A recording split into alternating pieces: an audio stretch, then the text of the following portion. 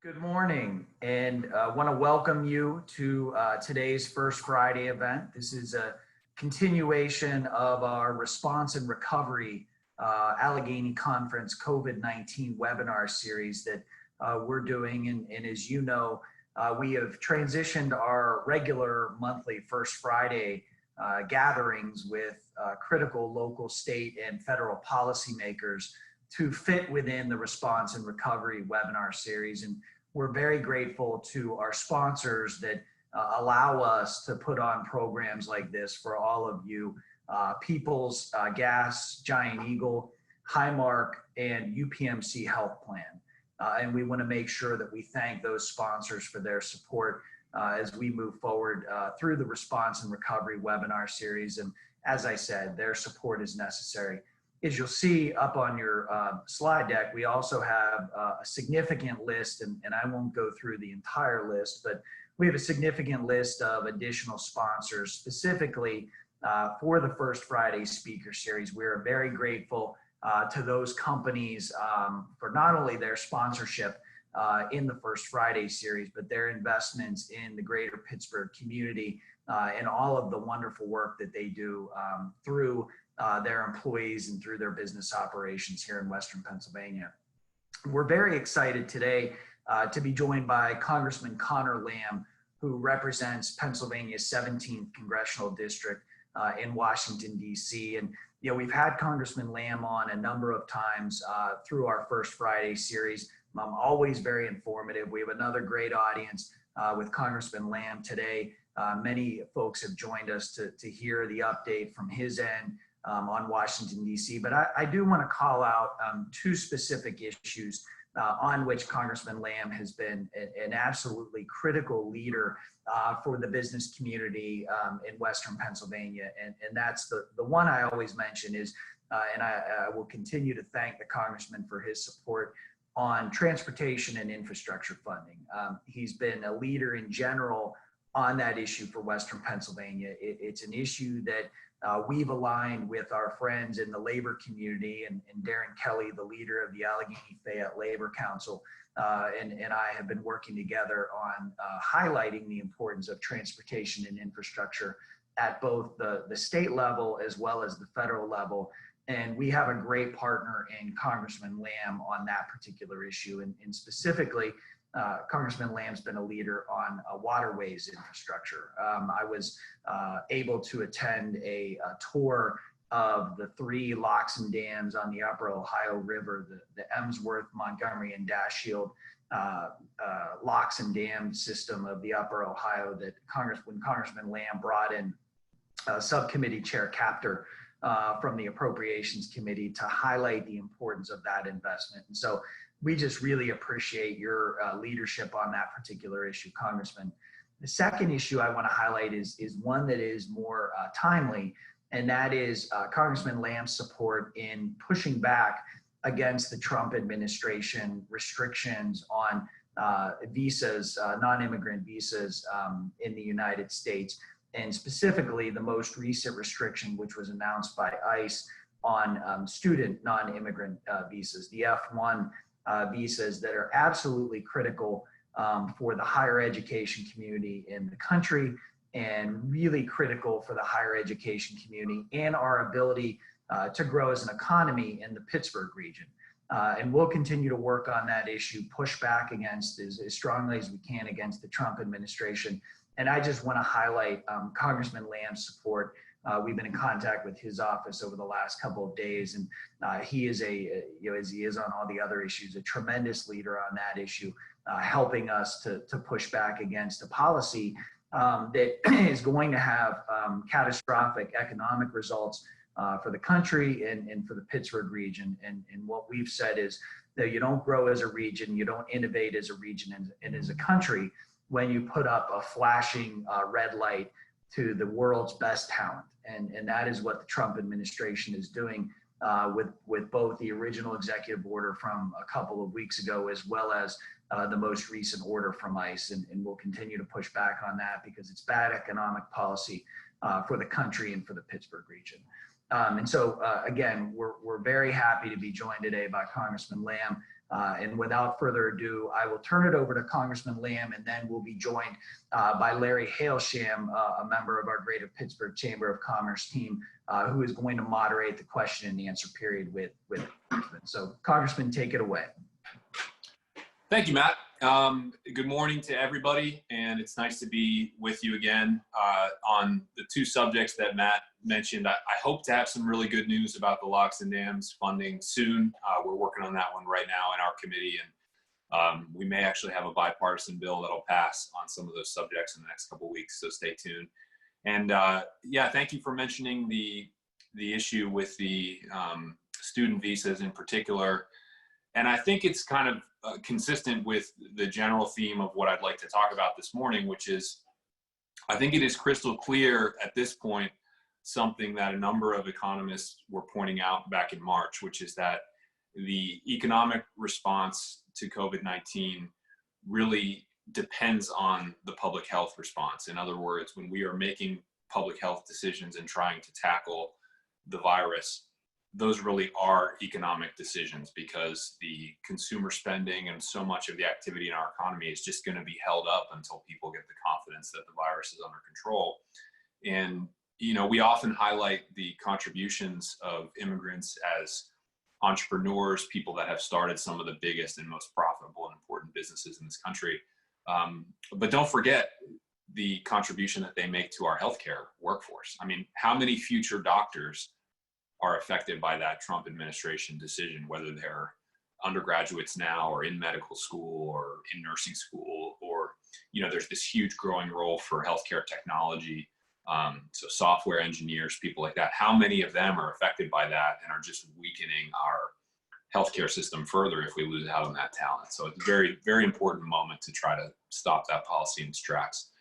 I would like to maybe just touch quickly on kind of where we've been the last 4 months and where we're going, as far as Congress at least. So I think we've had a couple of clear successes. To me, the $600 supplemental unemployment combined with the stimulus checks, although the rollout of both was rocky and slow, and it took time to make sure that people actually benefited from those things, and there are still plenty of people who haven't and are waiting for their payments. By and large, that money moved, and it kept a lot of people from starving, from not being able to pay for the essentials of life. And, you know, it gave peace of mind to a lot of people who suffered one of the worst moments that you can have short of a loved one dying, which is, you know, losing your job and all of a sudden worrying about how you're going to take care of your kids and your family members and everything else. But I think apart from those kind of humanitarian reasons, it's relatively clear at this point that in an economy that's about 70% consumer spending still, the $600 in stimulus checks had a huge effect on mitigating the damage that COVID-19 did to our overall economy. It gave people money to spend. So it wasn't really stimulus in the sense that we might have thought of that term in 2008 of kind of helping us build momentum to coming back, because we're still in the trough of the virus, but it definitely mitigated the damage while helping people live better lives. And I think that's an important thing. I also think that the things like the PPP program were pretty significant. Again, rocky rollout, a lot of sort of controversy and headlines around it. But I myself have talked to enough business owners in enough different industries at this point that it's clear we stopped the bleeding on some of that stuff and kept businesses alive that would have otherwise closed, which will have a long-term effect when we really do try to snap back from this. So I think those were two good wins overall. Now you sort of turn to the question of where are we going, because we know the PPP program has basically expired, and there's a little bit left, but it's more or less run its course. And the $600 supplement is due to run out at the end of July. Where I see the discussion moving at this point in Washington is that many of the Senate Republicans are wary of extending the $600 in its current form, because they do have a valid point that a majority, probably 2/3 or maybe even a little bit more, of recipients of that are now earning more on unemployment that they did in their previous jobs.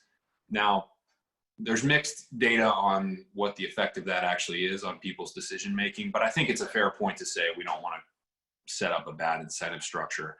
And so I predict that in our next round of legislation, which will probably happen at the end of this month, we have about a 2-week uninterrupted session in DC where we're trying to get some of this stuff done. I think we're going to try to move toward a way of continuing to get more money into these people's pockets without making it depend on the decision whether to go back to work or not. So it may be another round of $1,200 stimulus checks, which was in the news a lot this morning, that Senator McConnell and people close to him are zeroing in on that idea. Others, a senator from our neighboring state, Rob Portman, has suggested creating some kind of bonus structure for people who do go back to work.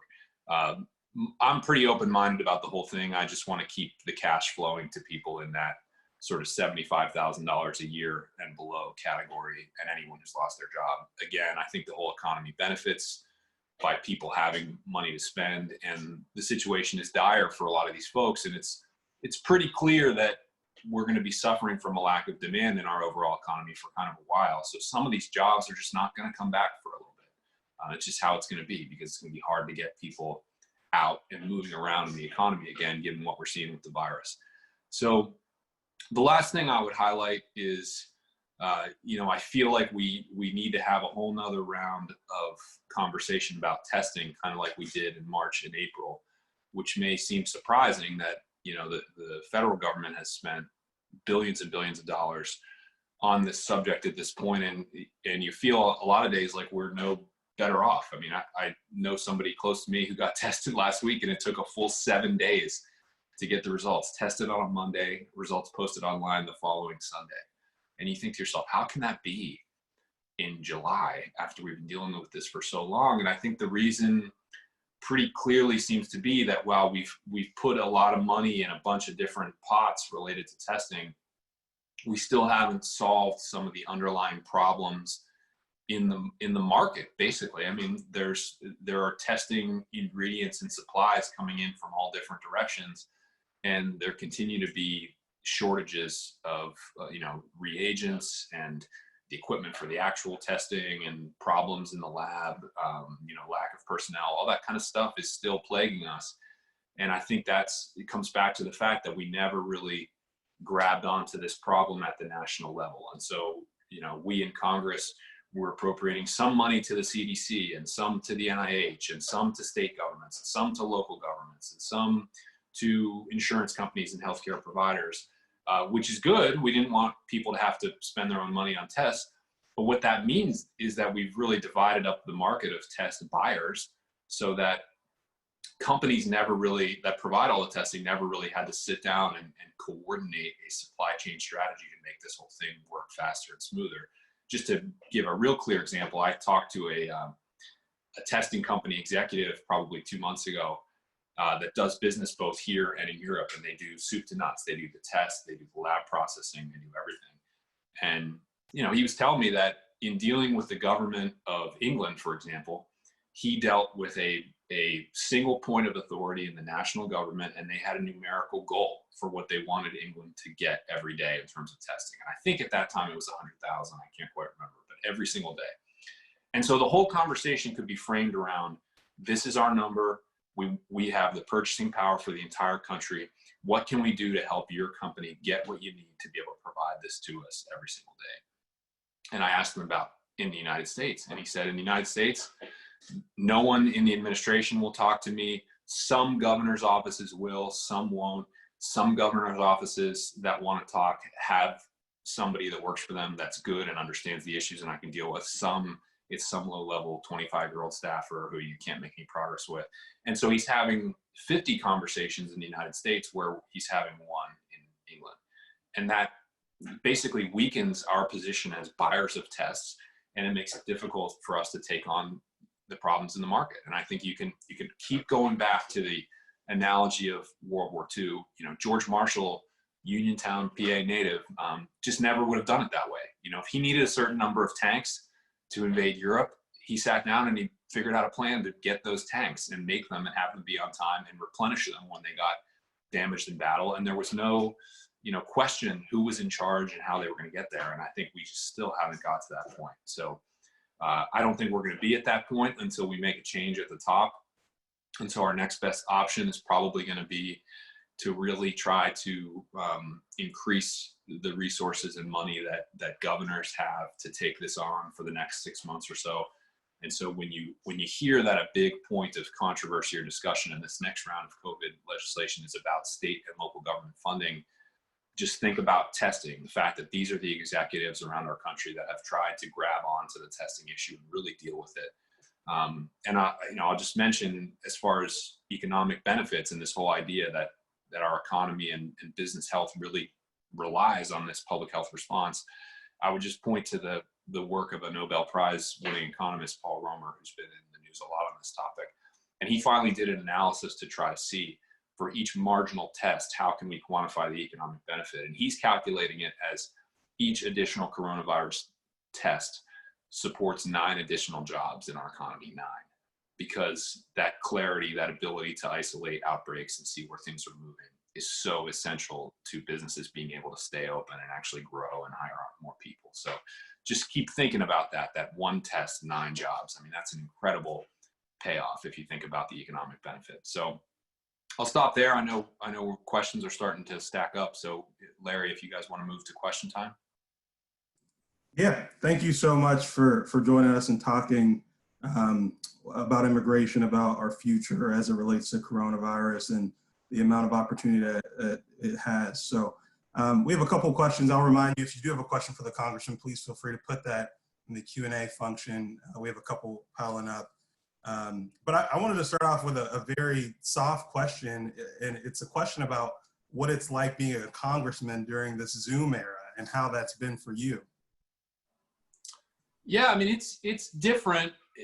Obviously it's different for everybody, no matter what business you're in. But I think for me, my first campaign and my first 2 years of being a member in Congress were really about trying to go out and connect with people in real life, especially in areas of Western Pennsylvania that I felt like hadn't gotten as much attention especially from people in my party. And I think that doing that in person there's just no replacement for it. I was going to a different church every Sunday, go to every single ethnic food festival and community day that there is, and, running 5K races and just doing everything I could to be out with people and try to bridge some of these divides that we have in our society. Because I don't think you can do that really through Zoom or any sort of social media. So it hurts to lose that a little bit. I'm happy that I got sort of 2 years of the foundation, and it helped me understand some of the issues that people have. But like everybody else, you got to adjust. So, right. I'm just kind of randomly phone calling people around my district, doing Zoom with different groups. Just kind of a funny example. We got a request in recently from a school superintendent. And they said, we had this 4th grader that we brought to the History Center in this group, and they were talking about government, and they asked how could they find out more about the way the government works. And I said, you can call your congressman. And I was like, I'll do a Zoom call with the 4th grader. It takes 5 minutes. Like, let's, do whatever we can to make sure that people are getting the information they need in this environment. Well, that's good. And I'm sure that 4th grader will remember that moment for a while. Obviously, the chamber leads a coalition. It's the Western Pennsylvania Partnership of Chambers. It's a coalition of about 30 chambers from across the 10-county region. We've talked a little bit about the importance of PPP. Obviously, the HEROES Act was a huge opportunity as it relates to that, to extend PPP to 501c6 organizations like Chambers of Commerce that really serve as a convening body and sort of a hub to get information out. So I know the HEROES Act is sort of stuck in the Senate, and I just wanted to get your prospects of that bill, whether or not you see an iteration of that happening somewhere else, but just wanted to get your thoughts on that. Yeah, there are some good ideas in the HEROES Act, including the one that you mentioned about 501c6s. I actually voted against the HEROES Act because I thought it was really clear at the time it was being developed that it was a purely House Democratic partisan sort of messaging bill that wasn't going to advance the ball. And so I think as far as what's going to happen in July, it seems like we're starting from square one. Like I don't get the sense that the HEROES Act is kind of the base from which we're moving at this point. But I will say that almost every caucus conversation we have as House Democrats, somebody raises the 501c6 issue. And so it has a lot of supporters on our side. And I think there'll be people fighting to keep it up front. What I don't really know at this point is whether PPP kind of survives in its current form, or we move to something a little bit more sector specific or more geared towards small organizations. There's a lot of interest right now in doing something very specific for the restaurant and hospitality industries because Right. Particularly for bars, it just seems so clear that we're really going to have strong limitations on that for kind of a while.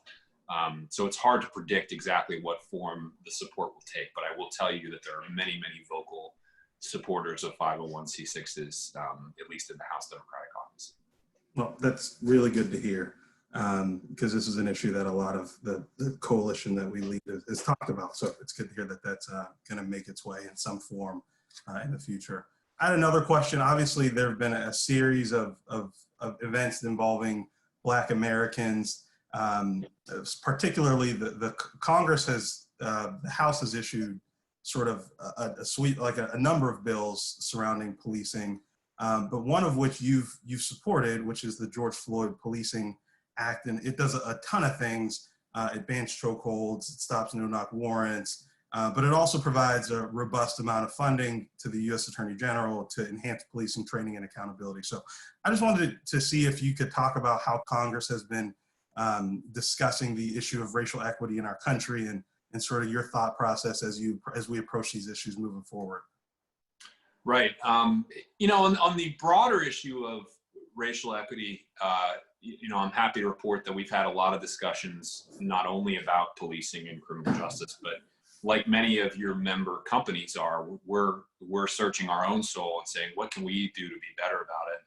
And, it's worth mentioning that we consider the current House Democratic caucus to be the most diverse majority party caucus in a legislature anywhere in the world in history, which is a pretty amazing thing to think about, that we have produced that. But if you think about diversity, not only in terms of race, but in terms of gender, sexual orientation, I mean, we really have a very diverse cast down there already among members.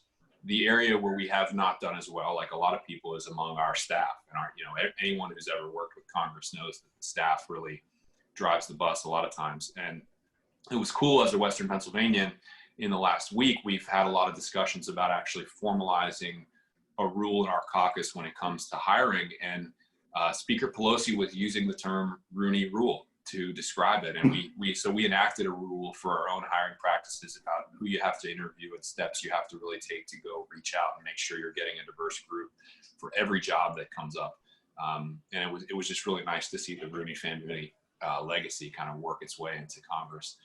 So we've done that. But yeah, your question was about George Floyd.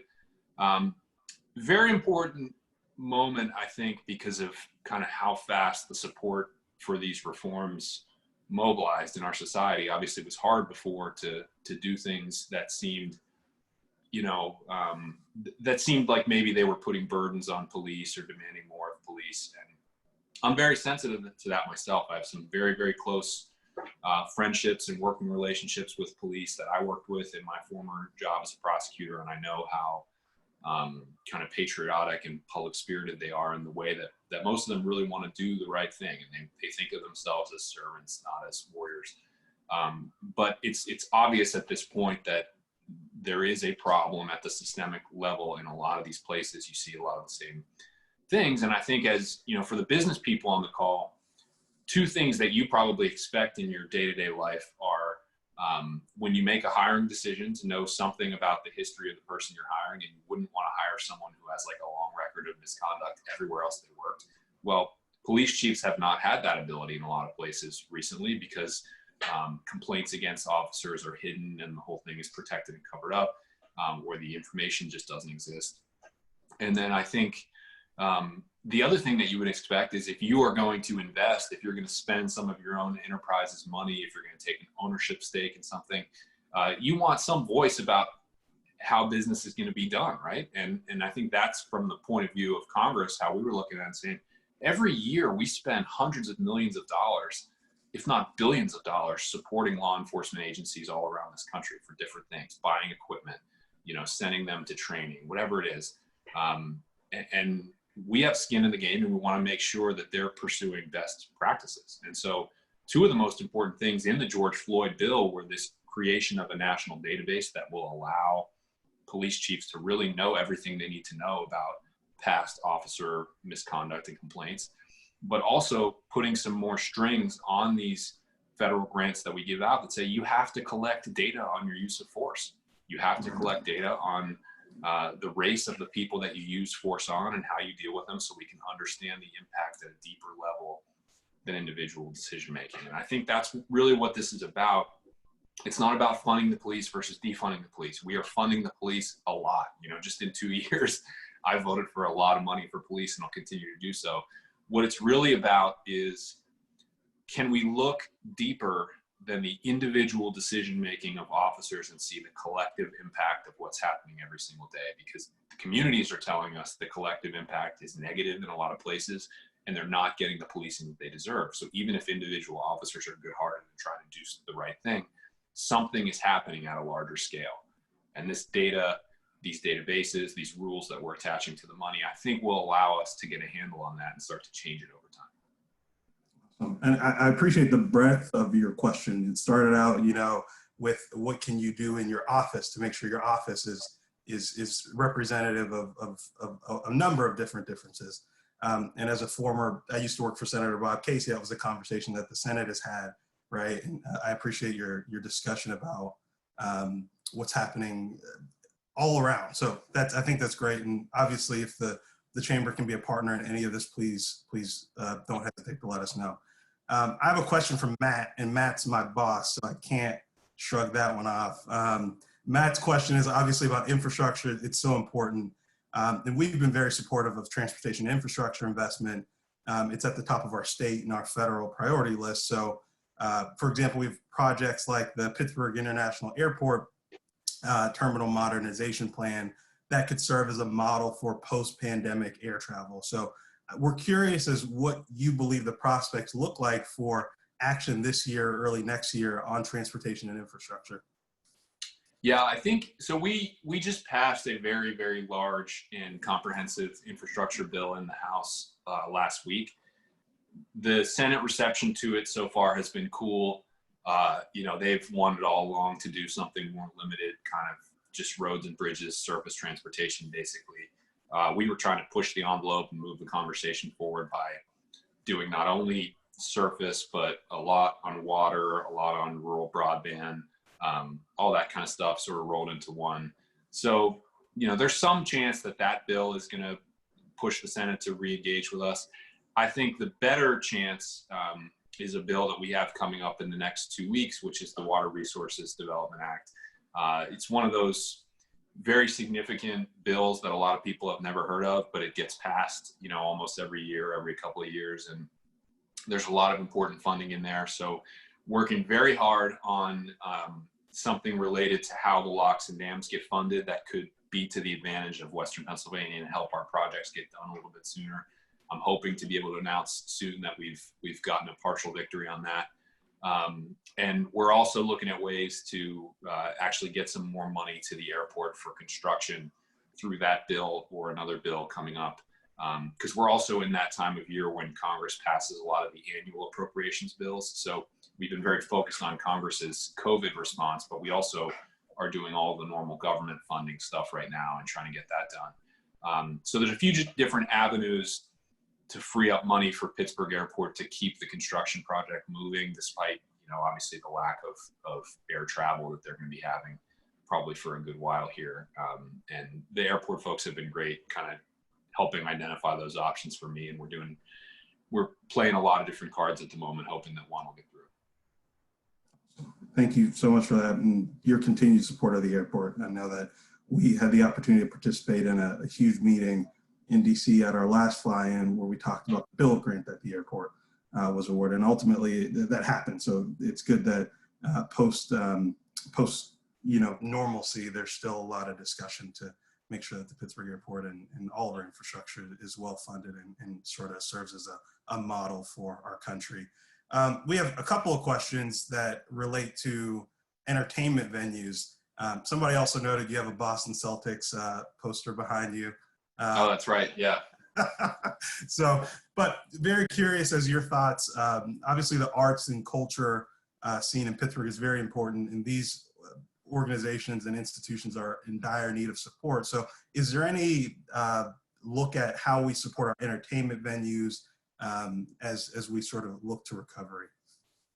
Yeah. Did my wife send in this question, or I don't know who it came from, but I'm gonna not say the person. Okay, fair enough. Fair enough. Yeah, so that's kind of what I was alluding to earlier, is where the conversation seems to be moving, at least for the federal government, is that we may need to get a little more surgical on our low interest or even forgivable loan support going forward, trying to target the entertainment, hospitality, arts and culture, these organizations that really depend on being able to get together large numbers of people indoors in a way that may just not be safe for a little bit longer than we realized. And so there's a couple of good bills being pushed on our side in support of that, kind of making specific pots of money available for these industries so that they're not in the larger pool with every business in America like they were for PPP. But a lot of that, it's going to depend obviously on how Senator McConnell and his colleagues feel about this. And so it's hard to say exactly where that can go, but I can say there's a lot of energy behind trying to help these organizations, because it's becoming clearer that, you just can't get people together in these social large group ways indoors for the time being. No, I think that makes perfect sense. One of the other questions that we've received is whether or not any of the additional aid to states that's coming hopefully soon is going to be able to be used for general budgetary discretion and help fill the budgetary shortfall. Do you have any insight on that and your thoughts on local and state government support? Yes. I would say that our side has been much more on the side of greater flexibility for governors being able to use that money, because we do understand the budgetary shortfall that they have. One of the conflicts here has been the kind of longstanding complaint that the Mitch McConnells of the world have about pension systems in various states and how they think that their states are over obligated and pensions are too generous and that kind of thing. So he seems to bring that up a lot in his public comments about how he doesn't want federal aid to the states to be going to teachers' pensions, for example, which again, I think the theory of the economy there doesn't make a whole lot of sense to me, because a teacher collecting a pension is the type of person who's spending money in the real economy, like on a main street, in a restaurant, whatever. So right. To me, I don't really care what form it takes. If our economy is 70% consumer spending, let's get people the money they need. But regardless, that means there will probably be strings attached, conditions of some type, and our fight is just going to be to make them as kind of flexible and liberal as possible, because we, multi-billion-dollar shortfall here in Pennsylvania, at the same time that we're asking the Wolf administration to do more testing, process more testing, and, by the way, open our schools in a couple of months, right? So they're going to need a lot of support and a lot of help from us, and I think the more rules we put on there, just the slower and more difficult it's going to be. Right. And we've also been receiving a number of questions about unemployment compensation. The additional $600 is set to sunset at some point soon. And also, we've noticed that there are a number of people who have been who've had their hours reduced, and as a result, still aren't earning as much. So, curious as to whether or not there's going to be any intervention as it relates to unemployment compensation. Do we see the additional $600 continuing? But just curious as the conversations happening in Congress around unemployment. Right. So yeah, this is one of the tricky ones, and I would say I myself am probably more in the middle and kind of open-minded on this than is my caucus. So the kind of House Democratic position right now is reflected in the HEROES Act, which they wanted to extend the $600 in its current form through the end of January 2021. Like I said, I voted against that bill, but that is kind of like the opening position of I think Speaker Pelosi. The concerns being raised by many, including Republicans in the Senate, is the majority, probably 2/3 or more of the people collecting that right now are actually earning more on unemployment than they did in their previous job. And they're worried about the incentive structure that creates. So my position is kind of a macroeconomic one. We need to get money into these people's hands so that they can survive and so that they can spend and keep the economy moving. I don't necessarily think it has to be in the form of unemployment insurance, especially if we think a lot of people are going to be going back to work in some form, even partially. Why don't we just concentrate on another round of stimulus? I mean, and stimulus isn't really the right word, but the economic impact payments that the IRS did. They got 130 million of those payments out the door in the month of April. So in a federal response that has not been great on a lot of issues, including unemployment, which took a lot of people a lot of time waiting in line to ever get, the stimulus payments probably were our fastest in a big way to get money in people's hands so that they could spend it and keep the economy moving. And so I'm leaning a little bit more in that direction. And there's articles in the Washington Post and other places today suggesting that that's kind of where the Mitch McConnells of the world are at the moment. So I think we might be heading in that direction more than an extension of unemployment in its current form. But, there's still kind of a battle to be waged over that in the next few weeks.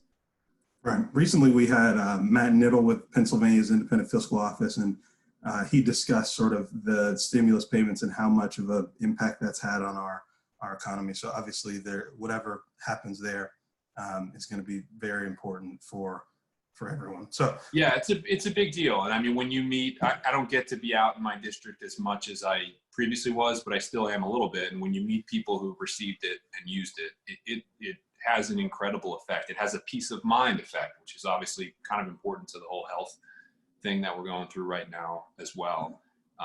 And the speed seems to be the key. I mean, you just got to get it out there quickly so that people can have it, they can use it. They can save it for a little while if they need to. And I think there doesn't seem to be any negative effect with employment if you do it that way. Whereas the CBO, which is kind of our neutral economic forecasting and analytical branch down in Congress, they are projecting that just extending the unemployment in its current form could actually dampen employment, not only this fall, but heading into 2021, which is something we don't really want to do given how desperate the situation is. Right. Obviously, this situation is of new proportions. We have a question surrounding federal limited liability legislation as it relates to COVID-19 litigation. Curious as to whether or not you see that as something that the Congress is going to take up either in this session or next session, but curious as to your thoughts on that. I think it seems almost certain that it's going to be taken up because I've heard the majority leader in the Senate say a number of times that's his number one issue.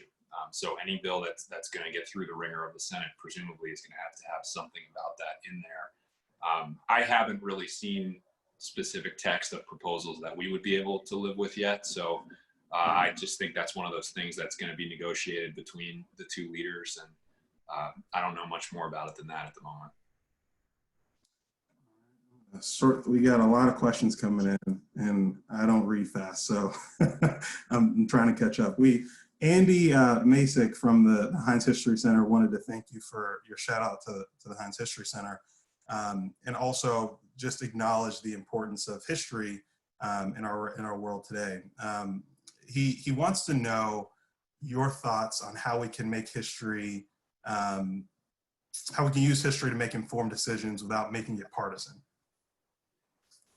Oh, good question. Okay. I feel like I was just talking about this. Yeah. So one point that I've been trying to make kind of within the Democratic family, maybe when I talk to a Democratic committee or when I talk to a certain, maybe a group that comes more from the left on like an issue like climate change, for example, or even I talk to a lot of high school classes on Zoom still when I I like to point out that, we're very fond right now of saying, follow the science, whether it's on the public health response to COVID-19 or whether it's on climate change. My party promotes this reverence for scientists and their work and trusting the data and everything. And I think we have to develop a similar attitude about history in the sense of how we actually get things done, not just talk about issues, but actually pass bills about them and bring into, reality the effects that can change people's lives. And my read of history is that the ideas that actually get turned into bills and really stick and last usually have some bipartisan element to them, because it's just pretty rare in the modern era for one party to control the White House, the House, and the Senate at once. And when it does happen, it usually only lasts for 2 or 4 years. At least that's been, in my lifetime, the trend. And so, if you really care about an issue like COVID-19, for example, what we needed the most was something like the CARES Act, where Bernie Sanders and Mitch McConnell both voted for it. And so you had the $600 in extra unemployment, you had the stimulus checks. These were things that Democrats really fought for. And had we not flipped the House in 2018, I don't think they would have been in there. I think we really, especially the $600, Lindsey Graham and his buddies tried to kill that at the last moment in the CARES Act, and they weren't successful because we were holding their feet to the fire.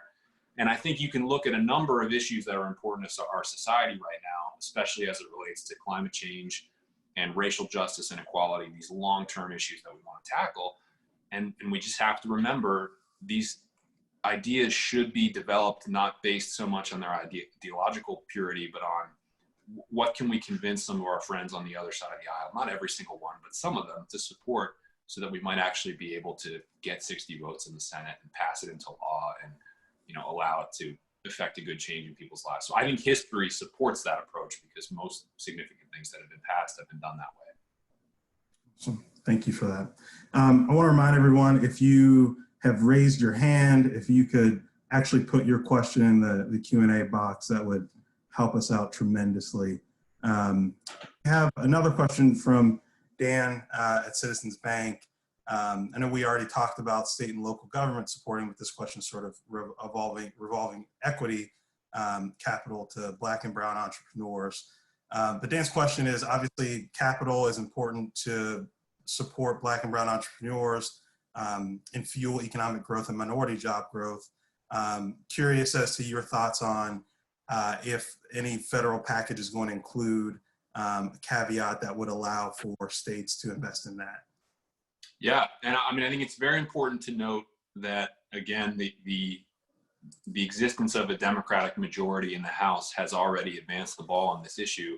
Again, one of those things that doesn't get a ton of headlines, but after the first round of PPP, sort of from March into April, one of the real problems with it, from a national perspective, was that a lot of the early recipients of PPP were the best large customers of big banks, because they were the easiest ones to get through the system and trust their creditworthiness and all that stuff. And smaller, often minority-owned institutions that have trouble with banking and credit in normal times obviously had trouble with PPP. So when we did the second round of it, there were more specific pots of money set aside for our community development institutions and minority serving, nonprofits and credit unions and all that kind of stuff. And, in Pittsburgh, I know there's one in, these aren't my district, but there's one in the north side. There's Bridgeway, I think, these types of institutions. They got their own pot of money basically in the second round of PPP, and it looks like it was pretty successful. So I think when it comes to trying to double down on our successes in future rounds of legislation, that's probably the approach we would take, is trying to get the money to people who are closest to the ground. And then there's been this effort underway as well to kind of rewrite the way banks have to do the community development part of their work, and it's been pushed sort of very, very pro big business sort of way that I think a lot of us have opposed. So we are trying to improve the way we do that community redevelopment work, but probably not in the way that the administration wants us to do. Right. Well, I think that leads us to an interesting question from Karen, and Karen's talking about that there's no sort of single point of coordination for public health response. And you mentioned that we sort of have chaos. What would you do to address this chaos, and what do you see as the solution to sort of coordinating all this? Yeah, unfortunately, I don't, we can't legislate different behavior by the president. I mean, you just can't. I mean, it doesn't exist. So his decision not to really take responsibility for the testing supply chain, the amount of testing that gets done, PPE, all that stuff, it makes it difficult for Congress to basically try to work around what is supposed to be our executive arm. And so to me, what it comes back to is we just have to try to support the governors and county executives like County Executive Fitzgerald, who really feel a sense of responsibility for these things and are trying to address them in real time. And so that means we need a funding scheme that will send federal dollars directly to Governor Wolf, to Rich Fitzgerald, to people like that, without interference from the executive branch. I mean, there's a ton of federal money that we've legislated and appropriated already that this administration hasn't even spent. I mean, in the middle of a crisis, they're like sitting on money that could be helping. And so that is one of the key priorities. It's probably the top one or two things that I think Speaker Pelosi is going to be going into this round of negotiations to try to get, which is a large, I mean, 500 billion, maybe even $1 trillion pot of money that can go directly to both our governors and to the leaders of local governments to just do what they need to do, which is basically buy tests, buy PPE, get ready to open schools, which again involves testing, involves a lot of these things. Well, I think that wraps up our time with questions. I want to, thank you so much for taking the time to be with us and answer all of our questions. And two, thank you for all your work in Congress to really support Southwestern Pennsylvania and be a champion. So, I appreciate you having me back. Good luck to everybody in the months ahead. Thanks. Thanks, Congressman. So thank you so much for joining us today. Obviously, our First Friday Speaker Series have taken a new form. We really would like to thank all of our sponsors for their generous support of First Friday. I'll dispense with reading all of them, but all of these sponsors have made a huge impact in making sure that we're able to keep this programming going, and folks like Congressman Lamb are able to join us and talk about what's happening in Washington. So thank you so much to our sponsors for all of their support. As a reminder, the Allegheny Conference has created a COVID response website where you can receive up-to-date information as far as it goes with our region, and daily coronavirus updates are updated daily. And if you want to visit that website, you can go to www.alleghenyconference.org/COVID-19. So again, thank you to our sponsors for our Response and Recovery Series, Peoples, Giant Eagle, Highmark, and UPMC Health Plan. Again, without their support, we wouldn't be able to do the work that we're doing today.